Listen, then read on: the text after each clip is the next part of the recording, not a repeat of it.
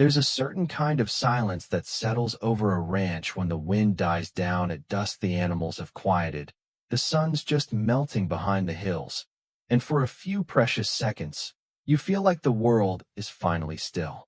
That's what I came for. That's what I fought for when I bought that beat-up old ranch on the edge of Oak Ridge County. Just a vet looking for peace after everything I saw overseas.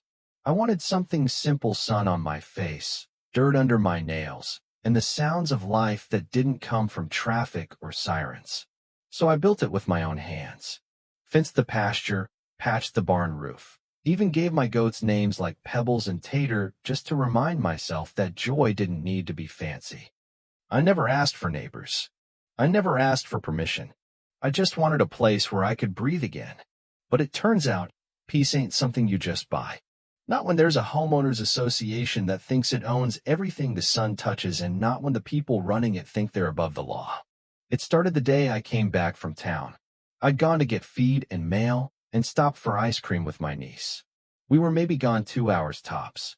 As I turned up the gravel road, I saw them flashing lights. Uniformed men in orange safety vests, 2 black SUVs with the Ridgeview HOA logo on the side like they were some kind of government agency. But the screaming is what hit first. It wasn't human, it was my goats. My pigs. My rooster. They were terrified, being dragged out of pens, shoved into crates. And no one would look me in the eye. I threw the truck in park and ran yelling, "What are you doing? Who are you people? This is private property." A woman in sunglasses and a tight gray suit turned to me and said, "You're in violation of HOA Ordinance 14B12. Livestock are banned within residential zoning." I told her I wasn't under HOA jurisdiction. My land was never part of the original development. She didn't flinch, just pulled a laminated map from her bag and pointed to a highlighted section me land somehow now labeled as part of the Ridgeview Residential Buffer Zone. She said I'd been mailed notice. I hadn't. She said I had 24 hours to comply, but they were already loading pebbles into the back of a truck. I tried to stop them. A security guy shoved me to the dirt. I was still on the ground when I heard the pop like a gas valve cracking open, and then silence. They'd euthanized her right there, in my driveway. Pebbles, my girl, gone in seconds. They left as fast as they came. No badge numbers. No apology. Just a pink violation slip taped to my barn like a death certificate. I buried her under the oak tree that night, and I swore something I hadn't sworn since the war. This wasn't just about zoning or goats. This was about power, and I was going to take it back. First thing I did was drive 2 counties over to pull my original deed. Then I went to the archives, dug through microfilm like a man possessed. That's when I found it. The rezoning ordinance. Dated 2 years ago. Signet supposedly be me. Except I never signed anything. The signature? Looked like it was traced from my mortgage form. Sloppy, but legal looking. Someone had forged it. I knew I couldn't take this on alone. So I went to the sheriff, Doug Mullins. Guy who still wore a leather holster and smelled like pine. I handed him the forged doc, the HOA map, and a photo of Pebbles' grave. His jaw clenched. He said, "I've had complaints before, but this is different." Next stop was the feed store. I asked around. Found out I wasn't the first. Old man Ja VY had his chickens seized last spring. A family with 2 alpacas moved out overnight. No one fought back. They didn't know how. Or maybe they were scared. But I wasn't. Then one night, about a week after Pebbles, I came back from the fields and found my last pig gone, gate wide open. The barn had been torched, still smoldering. I found my dog, Scout, locked in the tack room, barely breathing from smoke. That's when I noticed the canister half buried in the hay. It had a Ridgeview HOA sticker on it. Not proof enough for court, but enough for war. I wired the place with cameras, motion alerts, drone surveillance. Started posting clips online. Rancher versus HOA went viral in 3 days. People shared stories. Donations rolled in. But the real breakthrough came when a woman named Cara Morales showed up at my gate. She was FBI.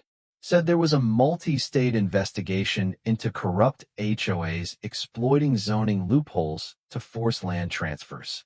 Said they'd been watching Ridgeview for years but needed someone on the inside. I became that guy. We set traps, microphones, bait documents, cameras in the trees. And what we caught was worse than anything I imagined. The HOA board wasn't just overstepping. They had blueprints, literal maps of future phases that showed my land as part of a luxury spa expansion. They were going to strip it all down. The trees, the barns, the animals gone. And I was just the test run. Then came the call. Late one night, my phone lit up with a number I didn't recognize. I answered, expecting Kara. Instead, a man's voice, smooth as polished marble, said, "The board answers to me. And you're getting in the way." That's when I knew. There was someone above them. Someone pulling strings. We called him the architect. 2 days later, my house was firebombed. Kara was there. Got me and Scout out just in time. We drove 6 hours to a safe house while federal agents moved in. They raided the Ridgeview clubhouse. Found files labeled Euthanized tactics, Phase 4 targets, even one that said, "Remove Scout hazardous." These weren't rules. They were war plans. But even then, the architect stayed hidden. Until we posted the last drop a hidden camera feed from an emergency board meeting. In walks a man with silver hair, Italian suit, goat-shaped lapel pin. He sat at the head of the table and said, "Begin Phase 5. The rancher's ashes will make excellent fertilizer." His name was Raymond Hale, real estate billionaire, owner of a shell company linked to 7 other HOA boards in 3 states. We went public. The live stream hit 2 million views in 48 hours. Congress called for an inquiry. Raymond was arrested leaving his yacht, indicted for fraud, conspiracy, arson, and animal cruelty. I testified in court, told them about Pebbles, about Scout, about the fire. The jury took 4 hours.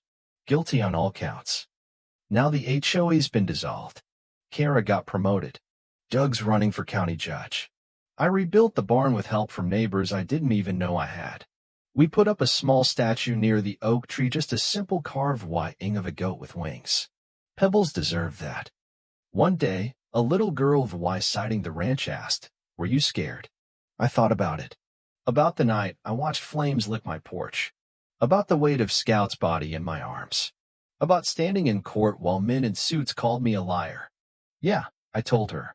But being scared doesn't mean you stop. It just means you care enough to fight. Now I want to ask you, what would you do if someone tried to erase everything you loved under the name of rules? What would you do if the people who claimed to protect you became the ones who came to destroy? Let me know in the comments. Let's talk about justice, about community, about what's worth defending when no one else will.